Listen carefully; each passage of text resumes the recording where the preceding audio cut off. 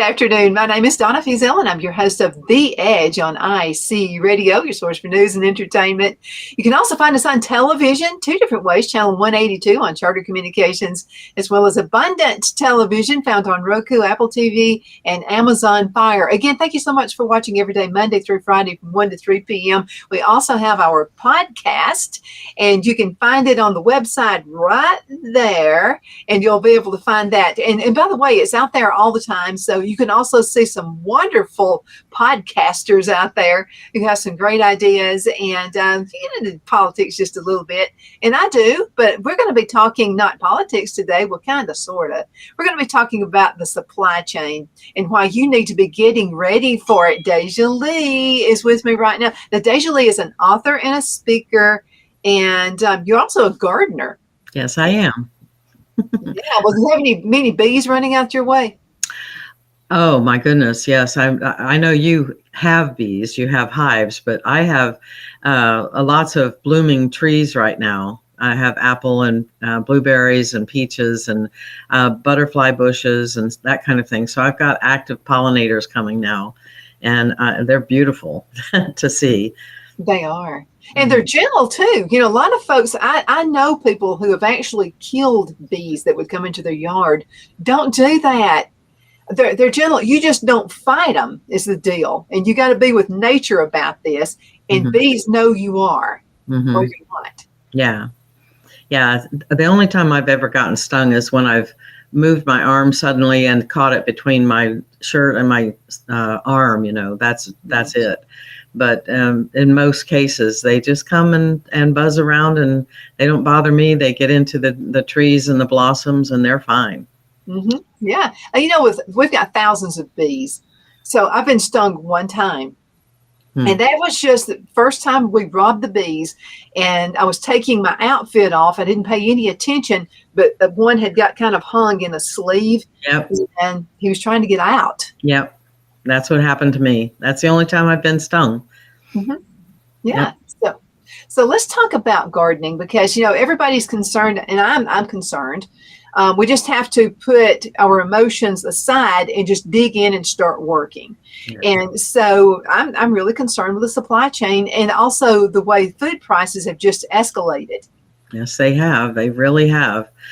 Surprisingly, because even a dozen eggs, the only time, you know, you can get them on sale now for $3 something, but they used to be 49 cents for a dozen eggs, you know. So it's real interesting how prices have skyrocketed. And we are looking at supply chain problems. A lot of people don't want to believe that, but when you're killing crops and you're blocking water from flowing and that kind of thing, you're messing with the supply chain, because everything depends on water and air and all the rest of it, you know.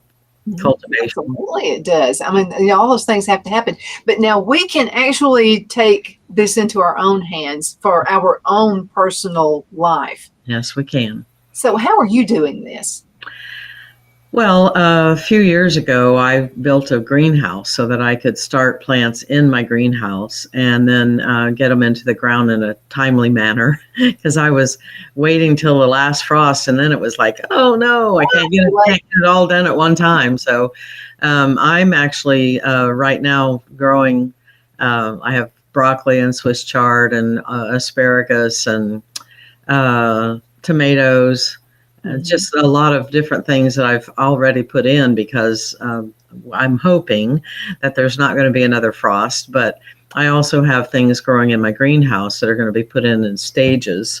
So, but I'm trying to keep my garden going, because of course I have peaches and blueberries, and now I'm hoping that the apples come through. But you know, I'm trying to keep that going, because I can always forage. I can go into the forest. I live in the woods, so I could go into the forest and grab me some mushrooms and some greens and that kind of thing. So, but I like having specific plants that I like food. I've learned over the years not to grow things that I won't eat. Because I used to grow a lot of things, and then I was like, I'm not going to eat that. Give it away. Okay. But I'm looking at now with the prices going up that I need to just only plant what I'm going to eat. And so a few years ago, I started to just do that. And this year I've added a few more things because I'm getting more buckets and I have a bigger garden. Absolutely. Now, let's start with folks, because where you live on the mountain and Lookout Mountain. And so there's lots of rocks, and I'm pretty sure you have clay soil out that way. Mm-hmm. Yeah, I have a garden. So a lot of folks say, well, I'm not going to have one because the land I'm on, I can't grow anything. So what's your answer to that? Well, long time ago, years and years ago, I started using containers because even if you have a patio, you can have a tomato plant and then a few other things growing. So for me, I live on a rock and I create my dirt in two different ways. One is I compost. Mm-hmm. And so that compost turns into the richest soil I have ever seen. You can't buy it in a bag like that. No, it's just a beautiful color and full of worms. So I compost and I use that. I turn them and I have two going so that one is the old and one is the new. Mm-hmm. And the old I'll use next year. Mm-hmm. So I compost that way and create dirt. And then I also get from the feed store and that kind of thing, I get topsoil. Mm-hmm. And I'll mix that with the compost, or I'll mix it with some other kind of dirt that I have. And I mix it in so that the clay, yes, there's clay, so that the clay is less than the dirt, so it's like more dirt than clay. And so I get pretty well, mix of things, and I have in the ground now, which I didn't have before. But I also use raised beds, and I put hardware cloth in the bottom of it, hardware cloth, and sometimes also cardboard because it rots and becomes fertilizer. But I put hardware cloth down so I don't have moles and voles eating my stuff. So really there are ways to have gardens without having this huge pasture that you can till up and make into an in-ground kind of thing. So yeah. It's because you can have it all, for years to come. Yeah. Once you get this thing set up. Yep. And a couple of things you told me, I've really learned this is about composting.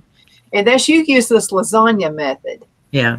So talk about that. What is the first time I composted, I wasn't educated at all. So I YouTubed it, I Googled it. And they have a method called lasagna, and you just add things in layers. So I added, flattened out newspaper, cardboard, compostable, vegetable kind of stuff. I never put anything of fat or animal in the compost because that draws animals and it smells horrible. So I only put vegetables in it, and vegetables and fruit.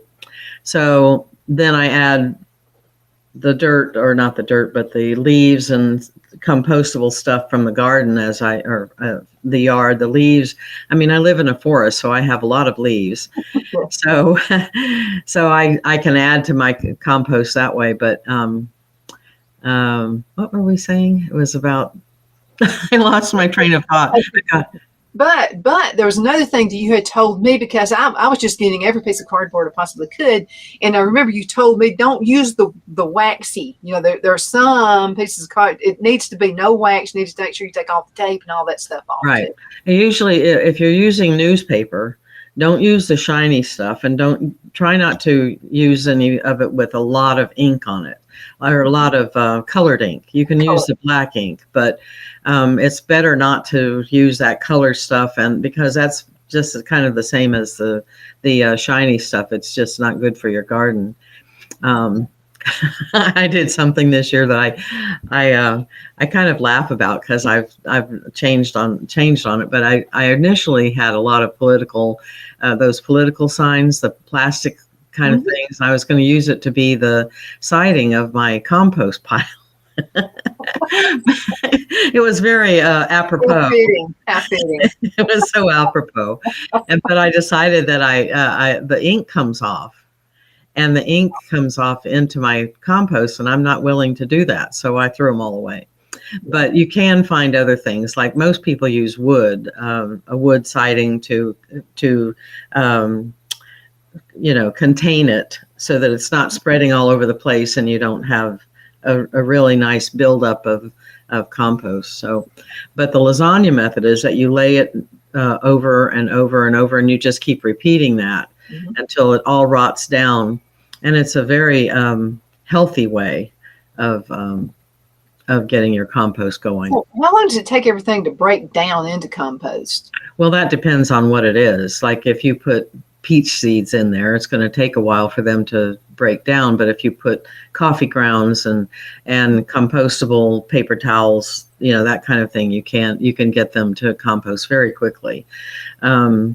Now, when paper towels, we just buy the plain ones. I don't want the pretty ones because to me, it's got color on it. What is it?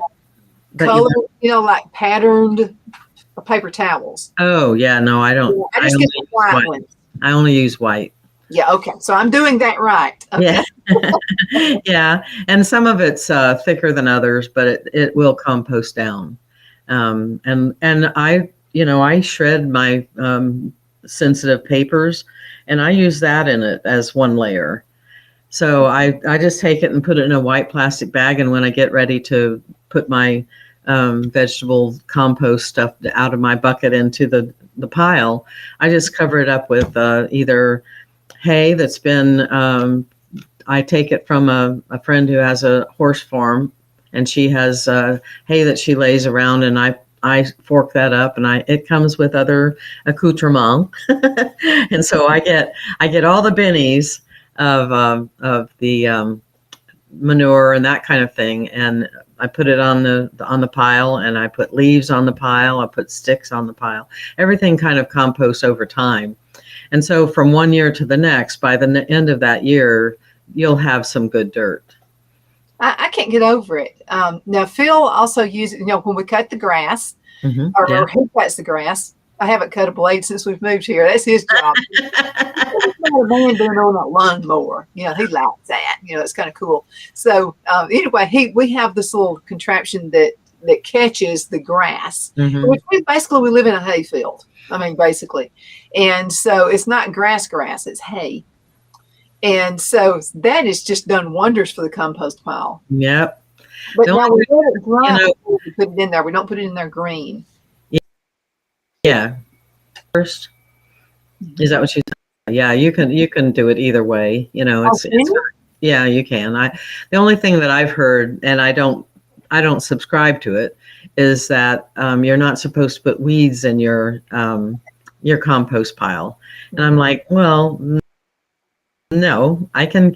And besides, I don't have a lawn. I just have, a garden. So it's kind of like I don't need to worry about having weeds because my yard's full of weeds that other people call weeds and I call them food. We used to call a weed. She would say, "Oh, something, a wildflower." People are calling them weeds, and they're just a flower that doesn't have a name. That's what she would always say. We've got to cut into a commercial break, and we will return in just a few minutes. So All right.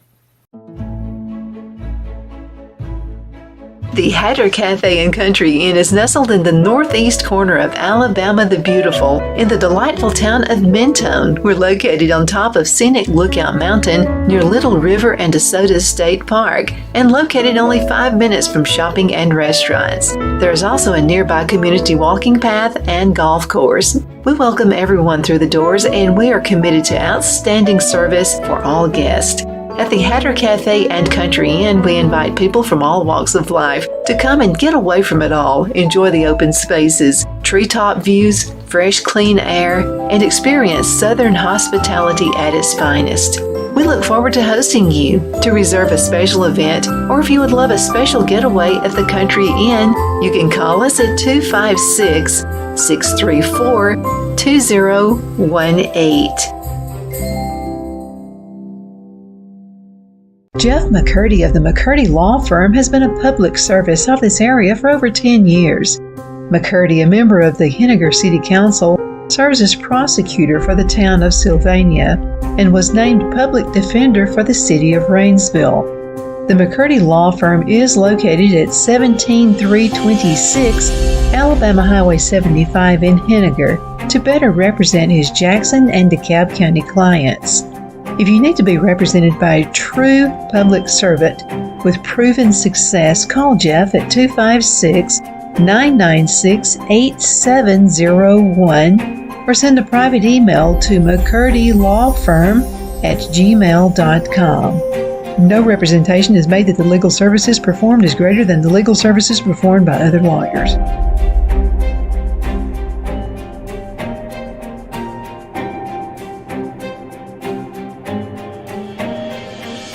At Liberty Bank, we're all about community, whether it's to help with a charity fundraiser or help families in need. Toys at Christmas or a local football team, we're here for you. You see, we realize the importance of family. Sometimes it's to build a new home or necessary home repairs. We're here for you. If you like the feel of a small town bank with all the conveniences of a big city bank, we're here to serve you. You will find us at any of our convenient locations in DeKalb, Marshall, Etowah, and Blount counties in North Alabama. You can call and speak with any of our friendly staff at 256-659-2175 or check us out on the web at libertybankal.com. And thank you for your support of our community. Member FDIC Equal Housing Lender.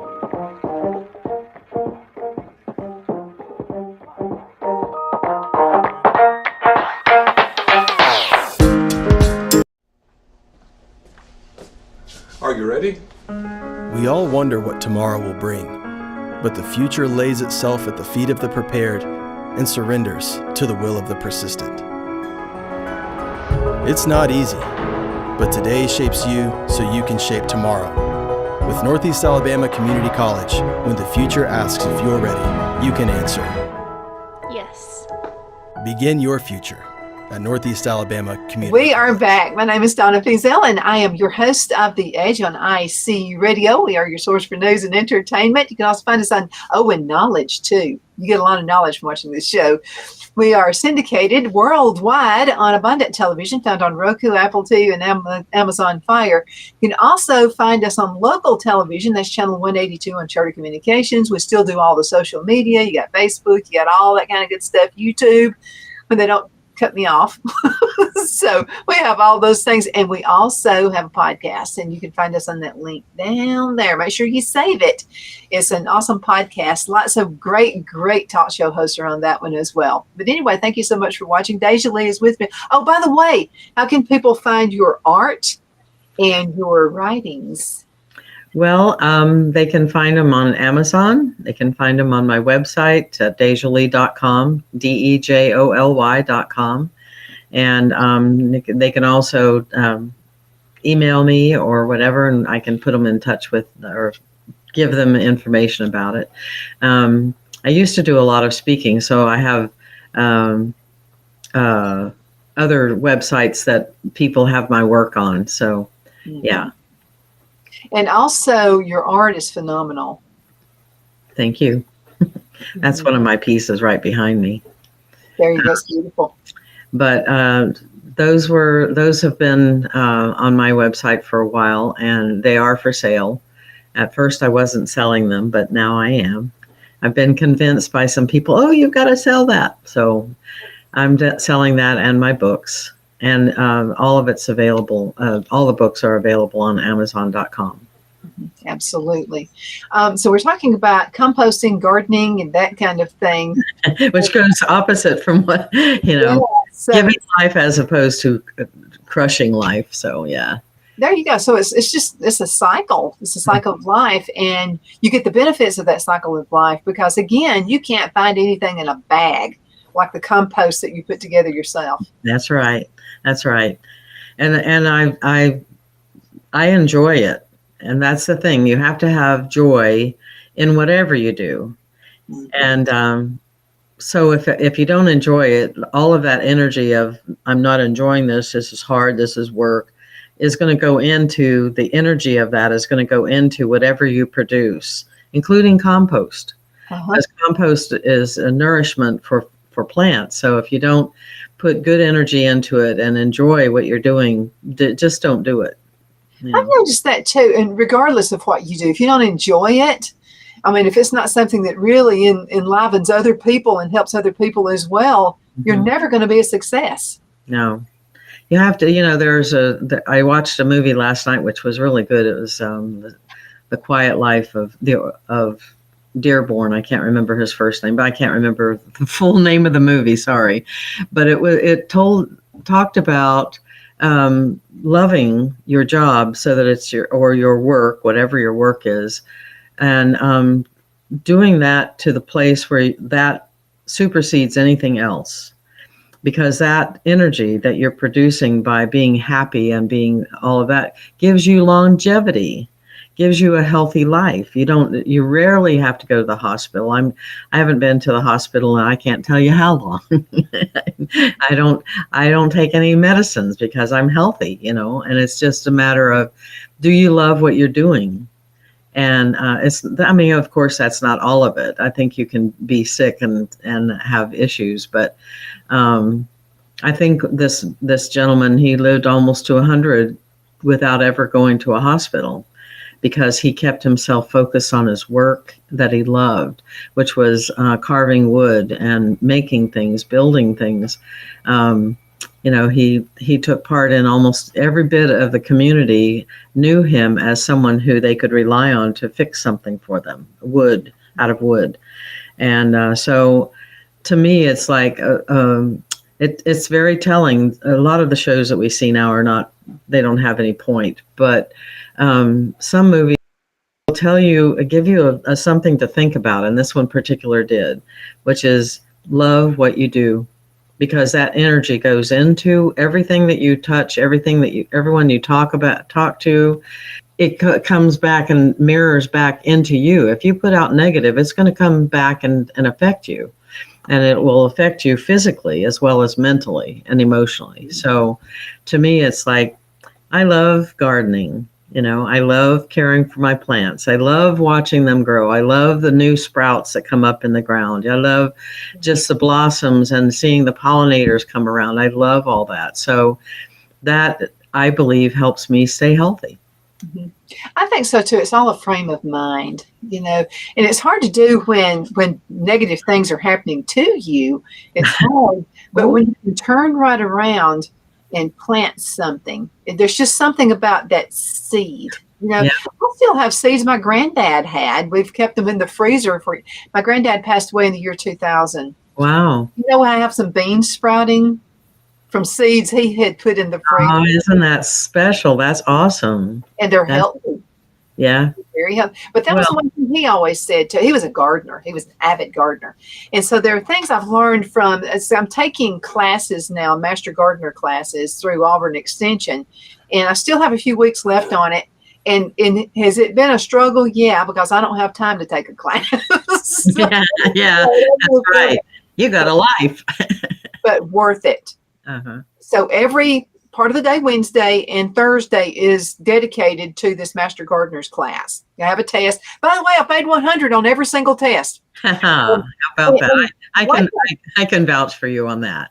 And one test I actually made 110 because we had a bonus. Oh. So, yay! I mean, I'm just having so much fun. Oh, congratulations. So much. But something, one thing that really sticks out in my head that I have learned, and if I can only take one thing, so Brian Brown, who's on the show frequently, he is with the Master Gardeners, Auburn Extension, and that kind of thing. Mm-hmm. He actually got me into the class, and he said, "You got to take the class. You would have a blast." And so he said, "What is if you can only take one thing from what we've been studying all these weeks? What would you take?" And I said, "I think pruning." Because I'm taking it into several different avenues. First of all, you're continually pruning. Yeah. Continually. Mm-hmm. I thought you only did it in either the spring or the winter time. Yeah. No, you do it all the time. You're constantly pruning. And dead leaves And I think we need to think about, and see, I'm taking all this stuff into psychology in my life as well. Yeah. Every single thing we do, I'm thinking, it works with my life as well. So he said, now when you prune a tree, you cut the dead off, right? So that all the energy goes into the life of the tree. So you remember last year we had so many peaches, I didn't know what I was going to do with them all. I dried peaches, I canned peaches, peach jam. I mean, it's simply because we cut the dead limbs off. And then I learned a peach tree really grows, the air needs to flow on the inside. So you need about 3 branches. One goes here, and then maybe another one out this way. They have to have an inside focus for all of the wind and the air. What you just said is very important, an inside focus, because that's where God exists. That's where your heart exists. That's where soul exists, inside. If you're continually looking outside for that happiness or that satisfaction, It ain't gonna happen. you're never going to be satisfied. You can't get it there. You have to look within, because that's where it all starts. That's where Well, every time we have a class, and I think about your ears have to be burning continuously, because every time we have a study on something, I'm thinking, DeJoly says something kind of like that.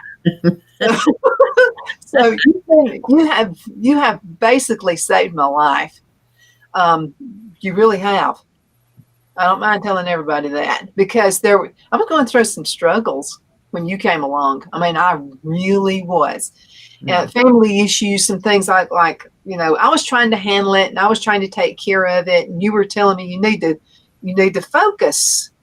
What do you like to do? What makes you? And you even said several times, I see you come to life when you're on your show. Yep. You told me that. Yeah. And you also told me one time, you said, you're not making it easy on Phil. It's like I was thinking about him, but I wasn't thinking about the way I was reacting was affecting him as well. Yeah. Thank you for bringing that into my life. Yeah. Yeah. Whenever we have our reactions, those people that we love are affected. Yeah, they're very affected. In fact, I have a quote here. Well, I don't have it right in front of me, so I guess I'm not going to give it to you. But I'm not going to give it to you. I'll give it to you next time. Maybe on the next show you can give it to me. Yes, and it's about how we affect each other, and how love doesn't care about your past or what's affected you. If you love someone, you stick with that. Stay in the love rather than in all of those deceptions that you see around you. And also a really neat thing about, and this is, I'm pretty sure when you have your classes and you speak and that kind of thing, you got to mention the truth. I mean, whether you think you got to love somebody enough to tell them the truth. That's right. That's right. Love them enough to tell them the truth in a kind way. Because sometimes we want to be really, pounded into their heads. You got to be blessed. But, if you honor their essence, their beingness, it doesn't matter whether they're imperfect or not, because none of us are perfect. So if they're imperfect and you love them, it's a wonderful thing, and you don't let go of that, even in times. Enough to tell me the truth. Yes, absolutely. Did I like it when you first told me the truth? Yeah, no, I don't think so. I'm pretty sure I gave you those looks a few times, like, what? But anyway, thank you so much for doing that. We've got to call this at the end of the show. Can you believe how time flies? Thank you so much for watching The Edge. Thank you, DeJoly, for being on the show. You're going to see her again in a couple of weeks. But thank you again so much for watching The Edge on IC Radio. You are the reason we are here, and you are the joy in my life. Thank you so much for watching. We definitely appreciate that. Bye. We'll see you a little bit later. Bye-bye.